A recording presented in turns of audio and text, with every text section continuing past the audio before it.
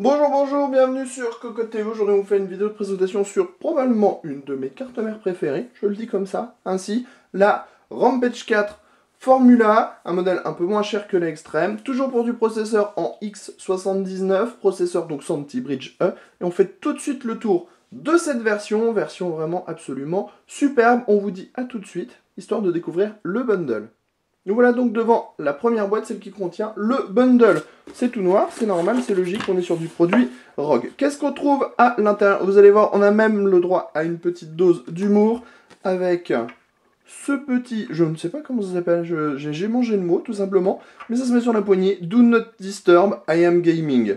Voilà, ça franchement, c'est un petit plus qu'on trouve absolument super sympa au niveau du bundle. On a donc ça. On a aussi le nécessaire pour pouvoir donner des petits noms à vos capsata, ça c'est toujours pratique. Un petit autocollant Rock Stickers, absolument magnifique aussi.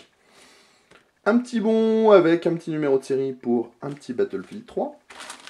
On a ensuite les différents ports SATA noir et blanc comme d'habitude. Voilà, ça c'est joli. Les différents ponts SLI, Crossfire, Tri-SLI en noir, histoire d'être raccord. Le petit câble pour le Rogue Connect. Les CD avec les drivers et le petit autocollant Republic of Gamer. Le manuel, complet, joli, épais. Des câbles SATA encore en veux-tu, en voilà. Les petits headers pour relier les power on reset, USB, toutes ces choses-là. La petite backplate noire assortie au reste. L'explication du Reconnect de comment ça fonctionne. Et enfin, une petite plaque additionnelle en LGA 2011 pour faire des petites modifications avec la petite clé Allen comme il faut. Un bundle donc ultra complet comme toujours chez Asus. C'est normal, on est sur de la série Rock. On passe tout de suite à la carte mère histoire de baver un peu plus.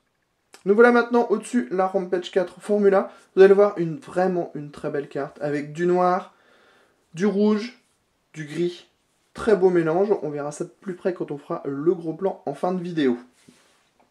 Ce qu'on peut vous dire pour le moment, c'est qu'il y a 4 ports DDR3 quad channel, fréquence 2400 MHz maximum, système de refroidissement avec caloduc, 14 phases d'alimentation, un connecteur 8 pins CPU, et on le voit, des condensateurs qui sont légèrement grisés, histoire d'être raccord avec tout le reste de la configuration. On a un total de 7 prises pour pouvoir mettre des ventilateurs, on le voit ici. Donc une bonne quantité de prises fan.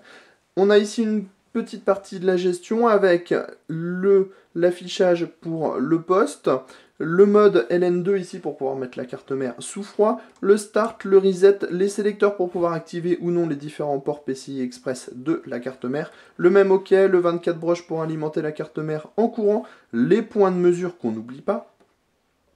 Ici, le header qui vous permettra de déporter deux ports PCI, deux ports USB 3 à l'avant de votre machine, la partie stockage avec 4 SATA 2, 4 SATA 3, ici encore une bonne bardée de connecteurs pour les USB, les Power On et toutes ces choses-là. La petite puce Supreme FX 3 ici même. On passe maintenant aux différents connecteurs avec deux PCI Express AX ici et ici. Et là, 4 ports en PCI Express 16X à la norme 3.0. Avec une seule carte graphique, on sera en 16X. Avec deux cartes graphiques, on sera toujours en 16X. Et après, on passera en 16-16-8 ou 16-8-8-8. Voilà. Un petit connecteur Molex pour donner plus de courant si on a par exemple 4 cartes graphiques à exploiter. On passe tout de suite derrière. Vous allez voir, connectique ultra complète. PS2, 6 USB 3, 2 eSATA, 4 USB 3.0, le son à 7 points avec des connecteurs plaqués or, l'Ethernet 1000, le Reset BIOS, le Rock Connect, et enfin la petite sortie optique qui va bien.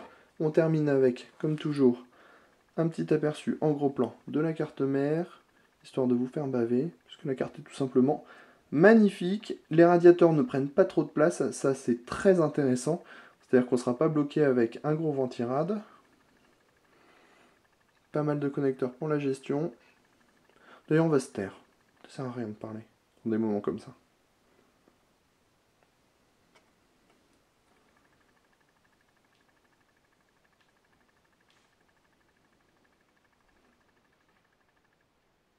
c'était la Rampage Formula 4 d'Asus sur Cocotte TV. Et on vous dit à bientôt.